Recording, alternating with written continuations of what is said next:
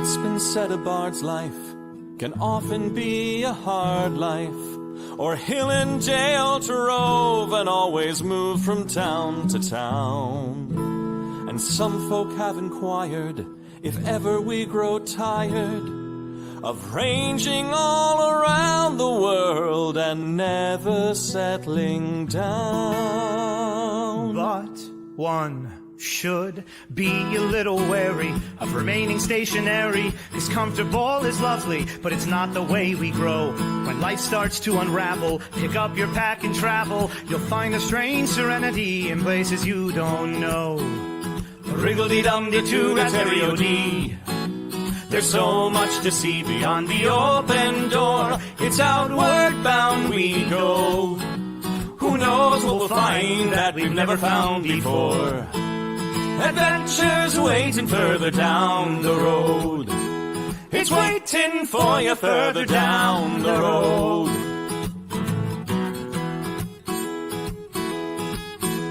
You've got no map for showing which direction you are going. But why start on a journey if you know where it will end? And once you recognize, to anticipate surprise, you'll relish every twist and turn that lies around the bend. Wriggle-dee-dum-dee-too-da-terry-o-dee-da-dee-da-dee. There's so much to see beyond the open door. It's outward bound we go. Who knows what we'll find that we've never found before.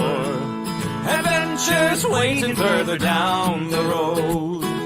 It's waiting for you further down the road. Lie-da-lie-da-lie-da-lie-da-lie. Lie-da-lie-da-lie-da-lie. Lie-da-da-lie-da-lie-da-lie-da-lie. La-da-da-lie-da-lie-da-lie. La-da-da-lie-da-lie-da-lie. The world has got its demons. There are many reasons why you'd find it harder to be brave than be afraid. But every life could use some danger. Every friend was once a stranger. Ships are safe in harbor, but that's not why ships are made. Wriggle-dee-dum-dee-too-da-terry-o-dee. Dee, a fwit-dee-dee-dee-dee. There's so much to see beyond the open door. It's outward bound we go. Who knows what we'll find that we've never found before. Adventures waiting further down the road. It's waiting for you further down the road. Lie-da-lie-da-lie-da-lie-da-lie. Lie-da-lie-da-lie-da-lie. Lie-da-lie-da-lie-da-lie-da-lie. Da-da-da-da-da-da-da-da-da. Adventures waiting further down the road. Let's go! Lie-da-lie-da-lie-da-lie-da-lie. Lie-da-lie-da-lie-da-lie. Lie-da-lie-da-lie-da-lie-da-lie. La-da-da-da-da-da-da-da-da. La-da-da-da-da-da-da-da.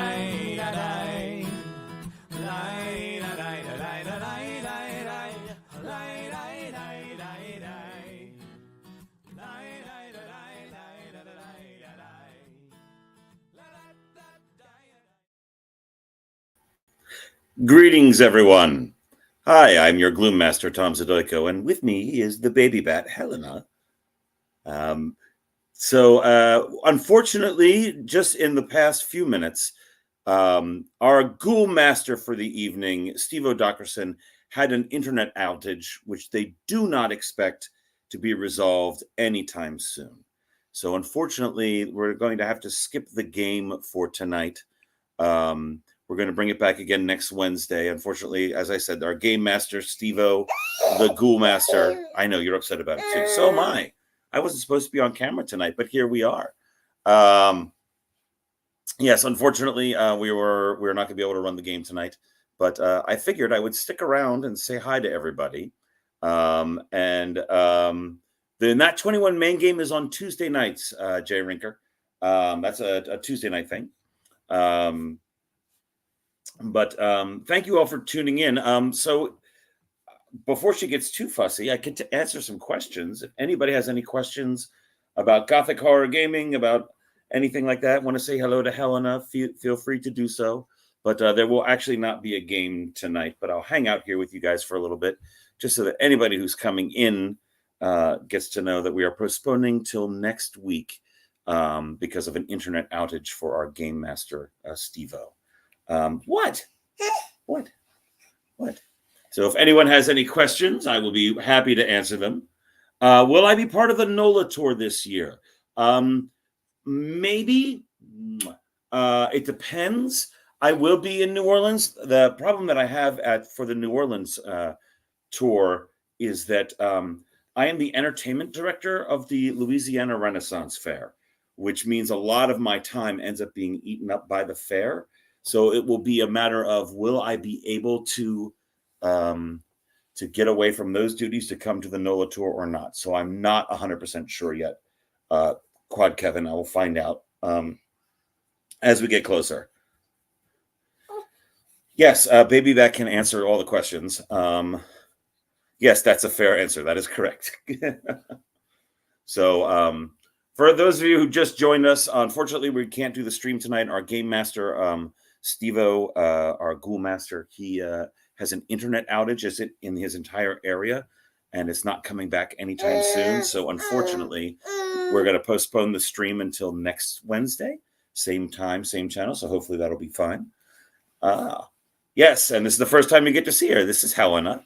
She's 5.5 months old.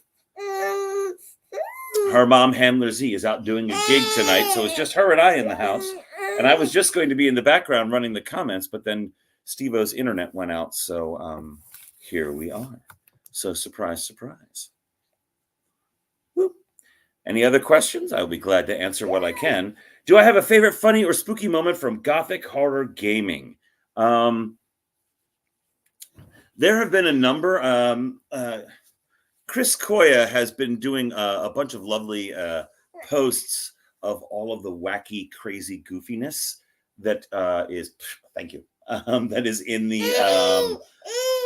I know, right? Are you hungry? Pardon me for just a moment, folks, while I see if she wants to eat. Are you hungry? Is that the problem? That was the problem. All right, there we go.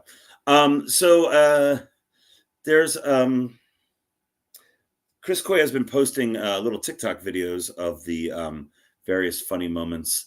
To be honest, some of my favorite were from when we very first started. Alex Stompoli, Arthur Rowan, Ryan Gelodi did some of them. Christine Nigerian. That first very Victorian chill game that I run, there was a lot of fun stuff, especially from Alex's. He was an agent for acquisition for the British Museum, and Arthur Rowan was an Irish bare knuckles boxer, and the Irish and the English, they went at it just verbally. It was very, very fun. So that might be my favorite fun moments from that. So I hope that answers your question, Jay Rinker. Is that better? All right. As far as spooky moments from that same one, the very first game we ran was set in Ireland in the 1800s. And there was a ghost of a dead priest who was worshiping the god Crom Criash, who was from that area. There was a whole bunch of tie-ins. There were leprechauns and everything. My favorite moment of all of that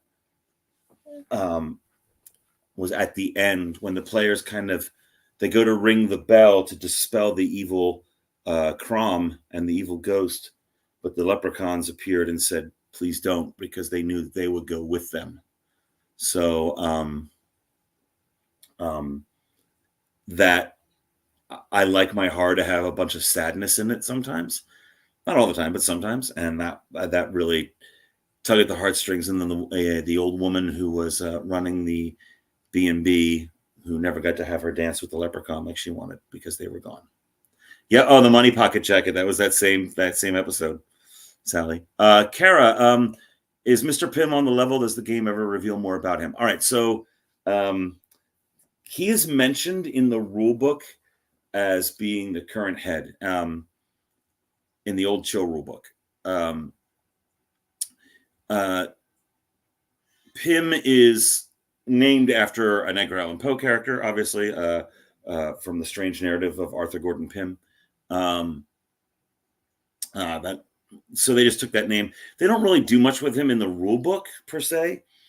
When I started playing this game in the 90s, playing Chill in the 90s, Ryan ran the first games I ever played. Ryan, who's been on this channel. And he had introduced the character of Pym as just sort of this strange background character who was like, Mr. Exposition, and would just always show up in weird places. And he would always say, proceed with caution at the end.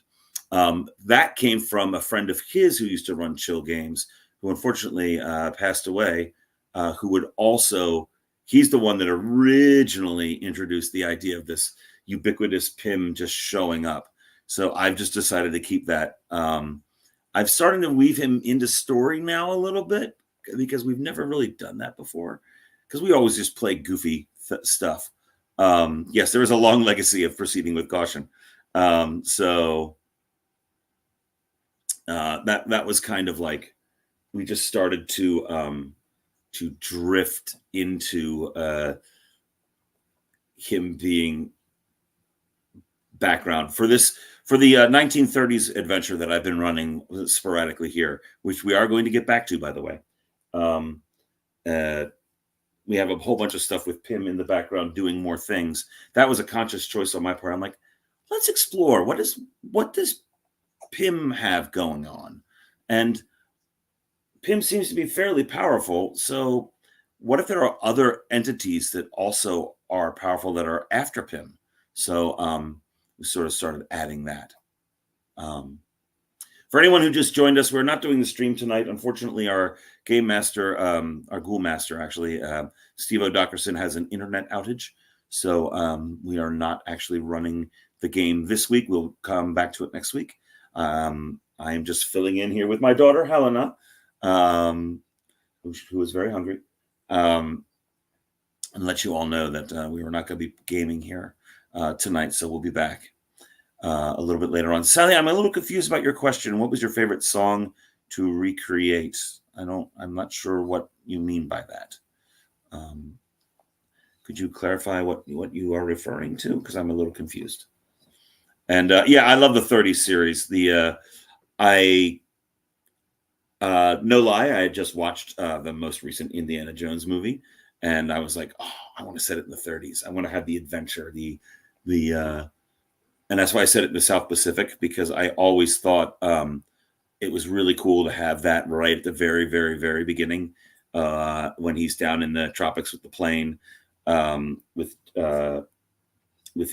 Jack and the Python and the biplane and all that stuff.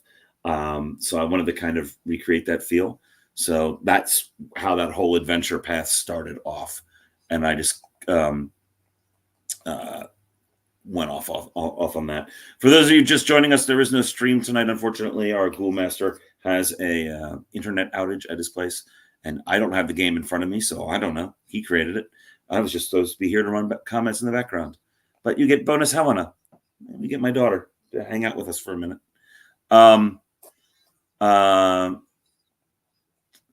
Oh, the dramatic reading, Sally. Oh, one of my favorite ones of those. My favorite ones of those are always the ones that are not meant to be melodramatic or serious or spooky. And then all of a sudden it's like, oh, that's what that song's about, when you put it in a different voice. Hunk of Burning Love was fun. That kind of stands out off the top of my head. I don't remember all of them at this point, but I do remember Hunk of Burning Love was pretty good. And I think Blue Suede Shoes we did as well. That was pretty good. Dramatically telling people not to step on my Blue Suede Shoes. What are my favorite Gothic horror inspirations, i.e. movies and books? I find it everywhere. So the very first one I ever did on this channel was the Irish one with Crom Crioche. I was joking around with a friend of mine about Conan the Barbarian, the original Arnold one, and we were joking about Crom, and I went, wait, is Crom an actual guy? And so I looked up Crom, and that gave me Crom Crioche, and then it was in Ireland, and then I built the game around that concept, just from just me randomly going, I wonder if Crom's a real thing, and they're using it because that seems like something Robert E. Howard would have done with Conan, would put a real historical things in it. So I'm like, let's look up Crom. You remember the H.H. Holmes one? I had read Devil in the White City right before that, which is it's a book. It's a nonfiction book about the World's Fair and H.H. Holmes, because they both overlap in Chicago at the same time. So that's like where that one came from. So really my inspiration for the horror games comes from everywhere. The one we did, I was previously, that was set in just post-colonial Pennsylvania in the winter with the German witch. That was me going, oh, I want to do a Christmas one, but I don't want to do Krampus. What are some other Christmas ghosts? And that came up in a random search. And where I grew up happened to be in that part of Pennsylvania, in eastern Pennsylvania, where a lot of German immigrants had settled. My mom's side of the family is that those German immigrants. They settled in 1789, I think. So I drew inspiration from that and just ran with it. So from all over the place is where I get my inspirations for these games. Harry the Dirty Dog would make for a great dramatic reading. I do not know Harry the Dirty Dog, but now I'm going to look it up while we're here. Harry the Dirty Dog. It's a whole book. Oh, that book. Oh, I know which one you mean now. Oh, all right. Okay. Oh, apparently Betty White has done a version of it.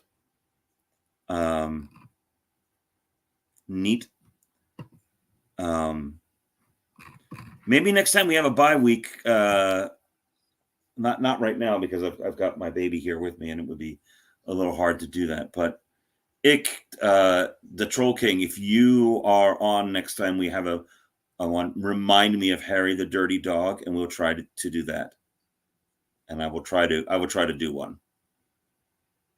Oh no. She's fading fast. She's milk drunk. Oh no. Sleepy baby does not need a bedtime story. Oh, her eyes are open again. Oh, nope, now they're closed again.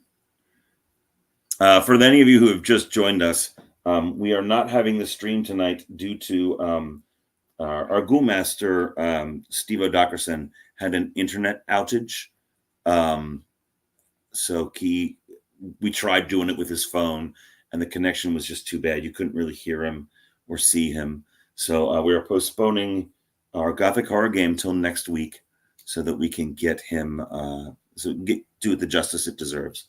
So next week and the week after will be a continuation of his 1950s game. Well, I've got a time for another one or two more questions before I have to go put her to bed, because it is that time for her. So if anyone has any other questions about gaming or horror or anything. Oh, you love the 3D movie background. That was so Steve-O found that, and he originally was trying to see if he could get a 3D image, like the old red and blue as that backdrop. But then he was like, well, but no one has those goggles. No one has the glasses at home. So I know it wouldn't be that. It would just hurt our head. Is wrestling fixed? Ick the Troll King? I did not know it was broken. So there you go. That is your question. Is wrestling fixed? If it ain't broke, don't fix it. Right? Do I have any experience with the fate system? I've a little bit. Ryan, who's often on here and is also my sword fighting partner, he does fate. He's played the fate system a lot, and we keep talking about trying to do more with it. The little bit I've been exposed to it, I really liked it. So I would like to pursue that more when I get a chance.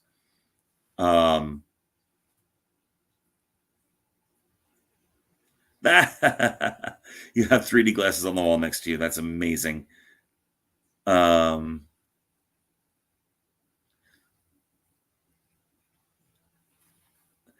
3D, J Rinker's 3D about Mars. Neat. Yeah, I kind of vaguely remember that once upon a time.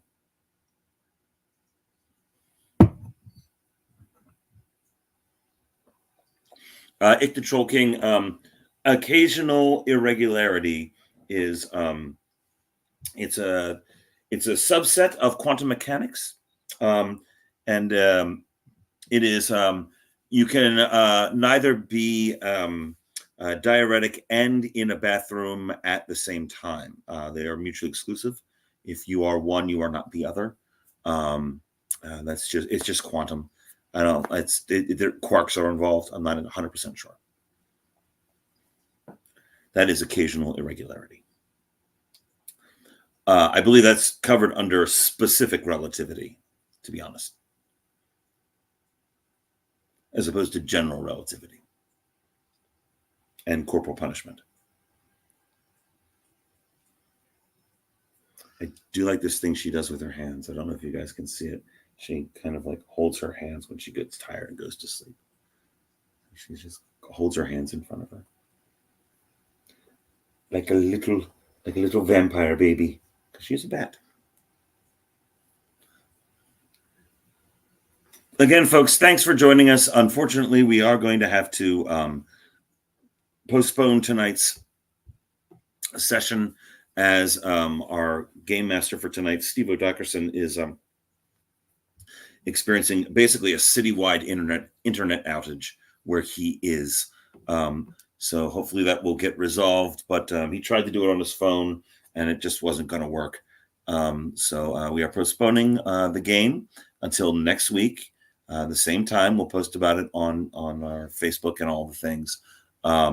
So there we go. Sorry about that. So we'll take care of that next time. If there aren't any other questions, thank you guys so much for joining us. Thank you for your patience. Have a great evening. We'll check it out again next Wednesday. And until then, on behalf of my now passed out baby and all of us here at Gothic Horror Gaming, thank you so much for spending time with us, and we'll see you next week. Good night, everybody. Really? Well, there you have it. Good night.